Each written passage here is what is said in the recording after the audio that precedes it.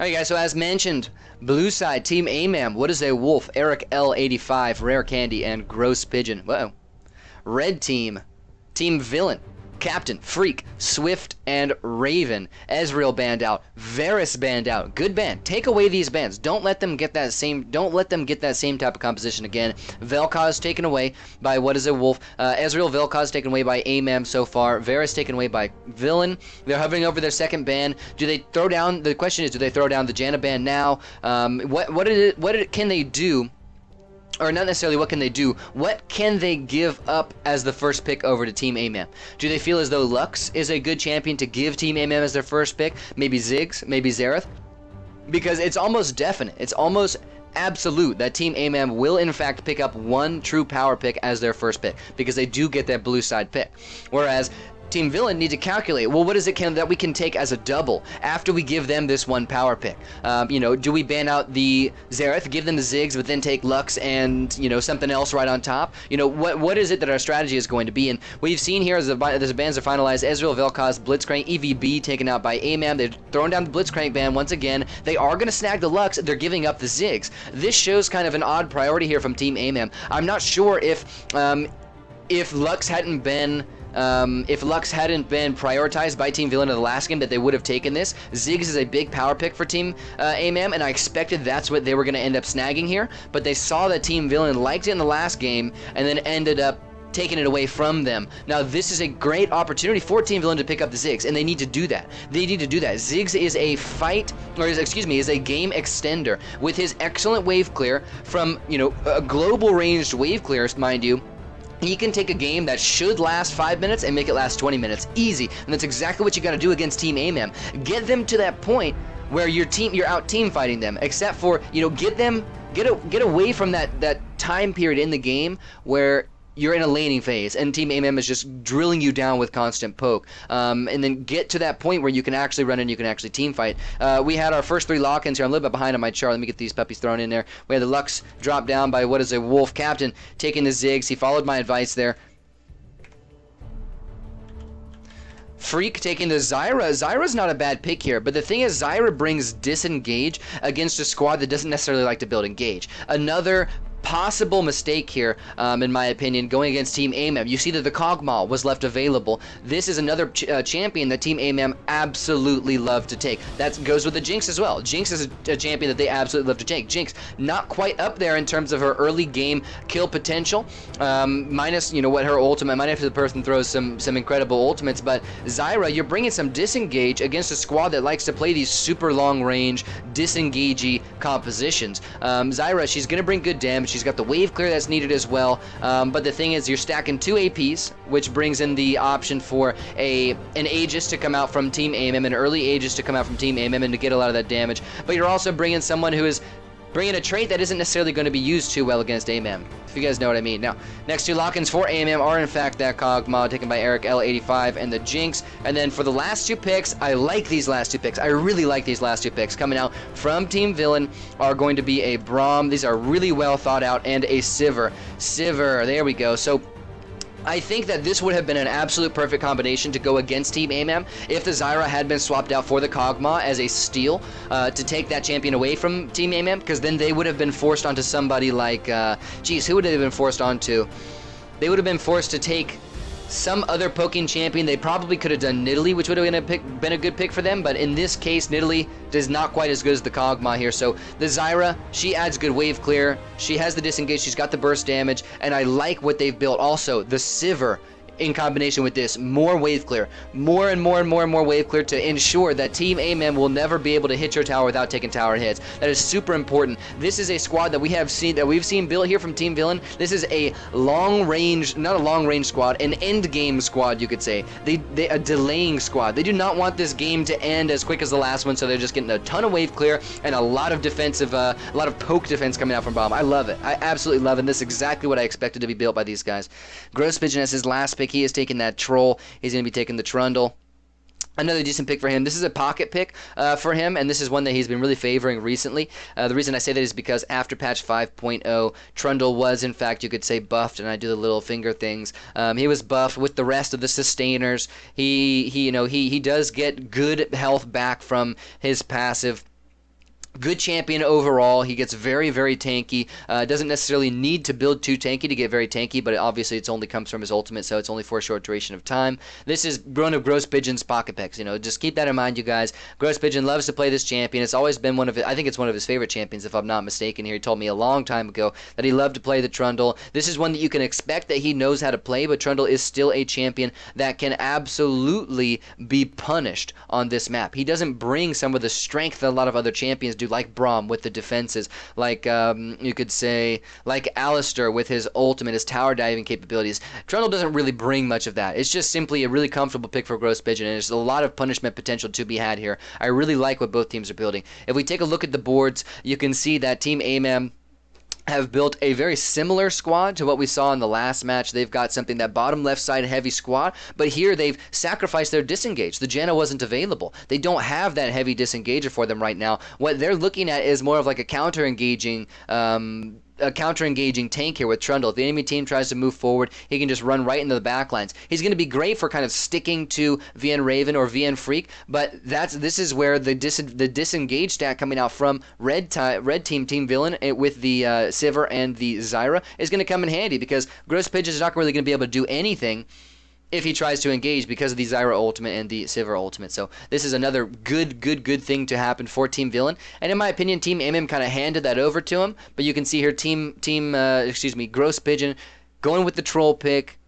And it's the troll pick in two different definitions. He did it simply to give his team probably a little handicap in this game. He probably didn't want this one to end quite as quick either. And that's the opening right now, in my opinion. That is the opening for Team Villain to come out on top in this match. And once again, just so many props to Team Villain for building what they did. If we look at their chart on the board, you can see they've got almost identical of a squad of what Team AMAM had in the last match, except here their disengage is higher, as a matter of fact, because you have the Sivir and the Zyra ultimates both adding to that trait there. But also they're lacking in the burst damage, which is okay. All they're trying to do is just make it to a point in the game where they can team fight, but they're subsidizing that with engage stats. This is a wonderful composition. They hold out on the towers early, just clear the waves out as quickly as possible. I wouldn't even care about the CS, dude. I wouldn't even care. Just get that wave cleared out. Just get those minions dead. So Team AMAM cannot get underneath the tower and hit it like they did in the last game. Just get those minions dead as quick as possible. There will be punishment. There's going to be all sorts of stuff, but that's where there's going to be all sorts of stuff, but that's where the Braum comes in. Sorry about that, guys. Hold the game off. Just hold it. Keep those timers rushing for as long as you possibly can. Then once you get into the later stages of the game, you know, we're talking 15 minutes, 12 to 17 minutes. That's when you can make those single engages and snag a couple of picks off of Team AMAM every now and again, simply to keep them from procuring their lead even further. And then once you get past that 18-minute mark, that 17, 18-minute mark, that's when you really turn up the heat. Your team is, your Nexus is still alive. You might have lost a couple of towers. Maybe Team AMAM, to their superior pushing capability, might have taken a tower or two on you. That should be what you expect. Then you're finally able to come back in, get super aggressive, and go right at Team AMAM's dome. Just get them, be on top of them all the time, utilize all the crowd control that you have, all the mobility that you have, and just really put it onto them, man. And I'm really looking forward to see how Team Villain end up playing this one out. This is the Draft Labs tournament series, ladies and gentlemen. ADAM tournament series, as a matter of fact. Little teaser there for me putting that ADAM in all the names. Their early wave control, or excuse me, early bush control ended up going in favor of Team AMAM, but Team Villain are fighting for it, man. They want it. Captain, he might be a little bit too far forward, but there isn't quite enough crowd control with the Lux by not quite hitting. Team Villain, they're putting up a fight here, man. They really do not want to give this up so early, but you know what? They have a team that can, and I think that losing all this health early to simply the range advantage, that's not a good pick for, that's not a good catch on Freak. He took way too much damage there, unfortunately. And like I said, losing all this health in the earlier phases of this match aren't necessarily what Villain wanted to do. I like the way they contested this. I like the way they adapted, bought their items faster, were up in that bush way faster, but the thing is, they gave up too much health early in those early skirmishes. Team AMAM simply had the range advantage on them. And now they're a little bit low. Now there's punishing capabilities coming out for Team AMAM. More damage, heavy damage as a matter of fact, going on to Freak. Freak is really the magnet here for most of the poke that's coming out from Team AMAM. You can see how much is coming out. Team AMAM still getting a lot of early siege off of this squad, and it's all because they gave up so much in that early skirmish. Now, the team healths, you can see, are almost even here, but as Team AMAM hold this front position, hold this forward position, and get damage on the tower, they're actually winning this early game.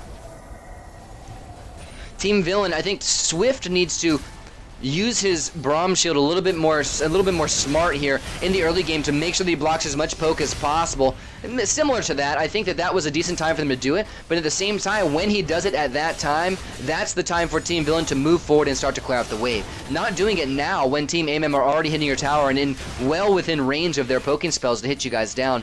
You want to use that shield right before the minions approach under the tower so that the remaining members of your squad can in fact move forward and clear out those waves safely. That would be the best idea here in this specific case.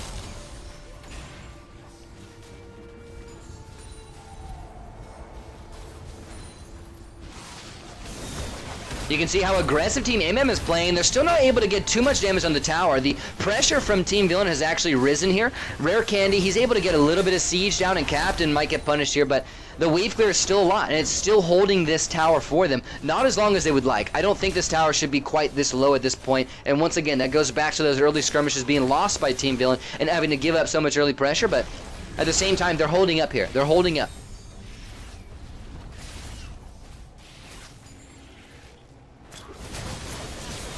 There we go. There's a good wave clear combination, and Zyra should be contributing. Zyra should be contributing to this wave clear, but she hasn't been. She's been specifically focusing on poke. They don't need to poke. They don't need to get any damage down onto Team AMAM right now. They simply need to make sure that their tower does not fall early. They have the perfect squad for it if they were to all put their wits together and use all their spells at the same time on those minions. They'd be able to make a lot happen. Freak, he's caught out. That might be a first blood. He almost goes down, ends up burning his flash, but does end up saving himself. But now he's so low, there's no chance for him to even move forward. Flash forward from Raven. Was looking for a kill, didn't end up finding much. Rare Candy taken very low. Now Captain drops first blood over to Jinx. Rare Candy snagging the first blood, get some extra gold, more experience over to Team AMAM. This is just going to accelerate their level 6, which is exactly what they like. We can expect that at level 6, Team AMAM are going to drop every single ultimate that they have as soon as they possibly can, simply to ensure that Team AMAM does not, or Team Villain rather, does not have those ultimates to counter. There goes the first tower, you guys. 4 minutes in, 2 minutes slower than the last one. Freak, he's caught out. Exhaust drops. He goes down. Second kill in favor of Team AMAM, but decent damage onto Rare Candy. He is definitely a priority target at this point. Eric L, What Is It Wolf, and Rare Candy, the priority targets. I know there's 3, but it's tough to say at this point which one should be the most priority. I'd say most likely What Is a Wolf, as a matter of fact, actually, because he has the most wave clear on Team AMAM. Without him, they're not really going to be able to shove up that efficiently. Still, lots of damage going on to Swift, even after the shield ends up going down. He almost drops here. First kill for Team Villain drops in favor of Captain. He snags a solo kill over there onto Jinx. That's a good kill for him. Jinx most likely giving that one up, in my opinion. Most likely giving something up there to Team Villain just so he can go back and get some items and take advantage of that level, that first blood he got. You can see he bought a Brutalizer and a long sword. It's a nice first back for him. And his damage is going to hit a nice little power spike here. Team Villain, they've still got catching up to you guys. Because his level 6 is coming soon from Team AMAM. Freak, counter engage. Not much to come from it. It was actually a victorious trade there from Freak onto Eric L. Good damage there. There's a kill onto from What Is It Wolf onto Braum. He was already so low. It was about time for him to go down. And What Is It Wolf, you don't necessarily want to give him that money. Wow, combo. Now another kill. Double kill in favor of Kog'Maw. He snags that one. Eric L didn't even pick that one up with his ultimate. I'm not sure if he even connected because What Is It Wolf was too quick on the draw. More lockdowns here. Raven, he gets locked and dropped. Now Captain's left low. Rare Candy trying to prioritize. What does Wolf flashes forward for? He's getting auto attacks down. He might end up falling here beforehand. He does. Shutdown gold going over to Swift. He stood under there. He wanted to give that one up. Now Captain unable to block that damage from the exploding Kog'Maw. Gets dropped. 2 versus 3 underneath the tower. Team Villain are fighting so hard to hold this. What's its health at? Half health? Not quite a good enough of a job on their part. They need to be clearing out this wave. There isn't nearly enough focus on the minions right now from them in order to hold this tower, and that should be their main focus. It doesn't matter if they outtrade. It doesn't matter if they don't get a kill. They need to make sure that they do not lose these objectives and at least get to level 11. At least get to level 11. Get to level 12. That's where you want to be, and that's where you can fight this squad.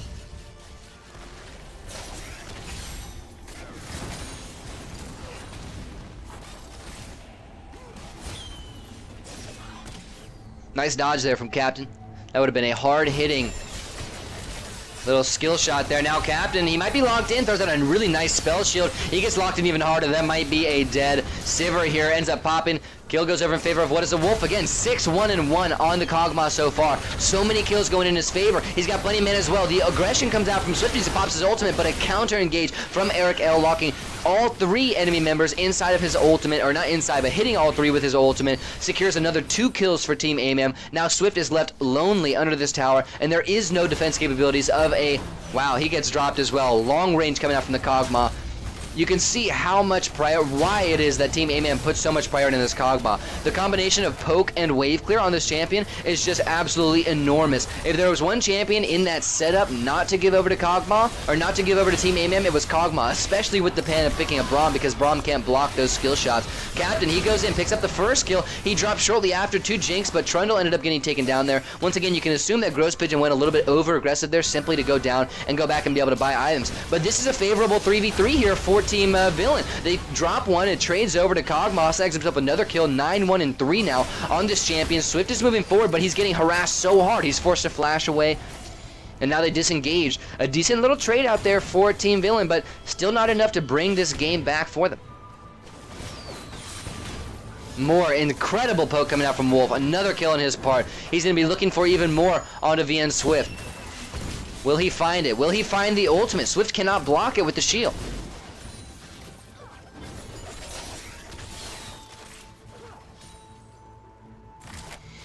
Kog'Maw with unblockable poke for Braum is making things really hard for Team Villain right now. They're still holding out extremely well. The inhibitor is exposed.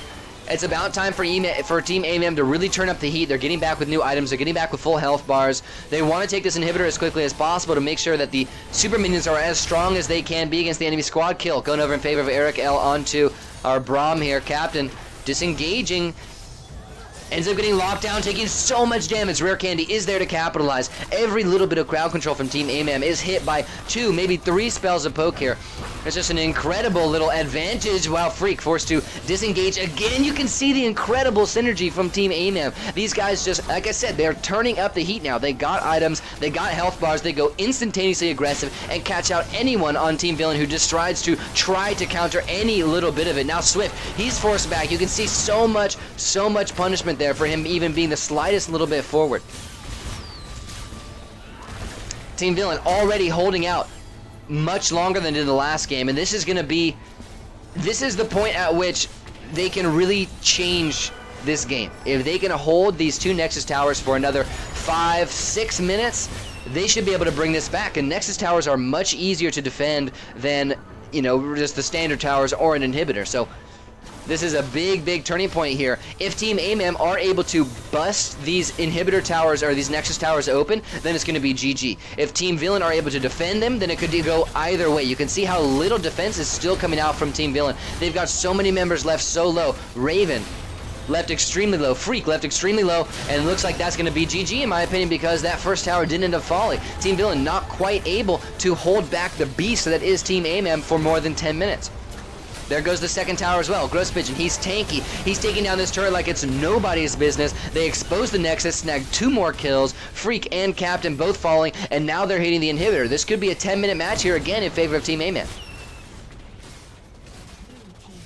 Another quick one, and that looks like that's going to be a conceded victory. They did end up getting the air, not conceded in a victory. I was trying to think of something where the enemy team didn't have the ability to defend. It was not conceded, because Team Villain fought damn hard in this game. They fought damn hard, and they did a good job. It was just a few little tiny things, like in the very beginning, having a team that was built to defend, that turret, yet going overly aggressive in the early game. I don't think that just happening to come back and buying your items, and you know, this isn't necessarily anything against Team Villain, because still, mad respect for this team. They came in, they showed that serious adaptation. They bought their items 90 times faster in this game than they did in the last. They got to that bush 90 times faster. They were almost there at the same time as AMAM. AMAM was just, you know, 3 seconds ahead of them, which ended up giving them that forward advantage. You know, they didn't concede that early game. They didn't concede that bush control over to Team AMAM and begin the laning phase, you could say, with full health bars. that would have been a big advantage for them. In the first 2 minutes of the game, the first actually like a minute and a half of the game, Team Villain had already gotten chunked down to about half health. If they had stayed under the turret, conceded that bush control, which is fine, you know, all Team AMAM are going to be doing is just getting a forward position off of that, played extremely defensively, turtled underneath the tower, took as little damage as possible, while clearing the minion waves out as quickly as possible. They could have definitely pushed this game on that first turret, pushed this game out to probably 10 minutes from the first turret from there. But with Team AMAM's siege potential and their good synergy and it being the way they play, they probably would have taken the first tower of the game no matter what. But then you've already extended them past the point where they're going to be able to snowball into an early lead. Then you go to the second tower. What happens at the second tower is that your team is only getting stronger. Team Villain, that is. They're only getting stronger. They're only clearing out those waves even faster. They're only getting more items. They're only doing more damage with their poking spells. At this point, Team AMAM have to be a little bit more cautious when they're making any sort of heavy aggression. Whereas in the early game, nobody really has the damage. Nobody really has the damage to do anything. It just happens to be which team is throwing out more spells and hitting more spells. And in this case specifically, in this game, it was Team AMAM that were hitting more spells. Now, back to my theory crafting here. You're on the second tower. Team Villain, they're defending. They are stronger. They're stronger than they were on the first tower. So Team AMAM have to take a little bit more caution when they're doing it, when they're playing aggressively. They hold out on that tower for another 5-6 minutes, and then at that point, things are just about even. Team AMAM may have picked up a couple of kills, but you're 10-15 minutes into the game, and Team AMAM haven't busted the game wide open. That's when Team Villain say, okay, we're back, we're turning up the heat, we're just about equal on items, we're just about equal on health, we're just about equal on levels. Let's turn up the heat. Let's go for an all-in. Let's try to make things happen. We don't have this huge early game deficit now because our health bars aren't so low, and we should be able to make something happen here, at least something that can take the game even further, extend the game even further. And that wasn't necessarily the case here. They didn't get the time to do that, but it was all changed from that very first play that they made to go aggressive on that bush. And it's just a learning experience here for Team Villain, man. Just a learning experience. Congratulations to Team AMAM for taking this first set. I put a lot of focus on these guys, on Team Villain, that is. I think these guys are just a fantastic squad, absolutely fantastic. These guys have so much potential, so much cohesion, you can say. They're a nice, really well set up squad. If you guys have the time, check out their Facebook, Team Villain on Facebook. I believe it's / Team Villain, if I'm not mistaken. But congratulations, Team AMAM. They take the set in a 2-0 sweep, in a very fast 2-0 sweep. That being said, and Team Villain fought valiantly.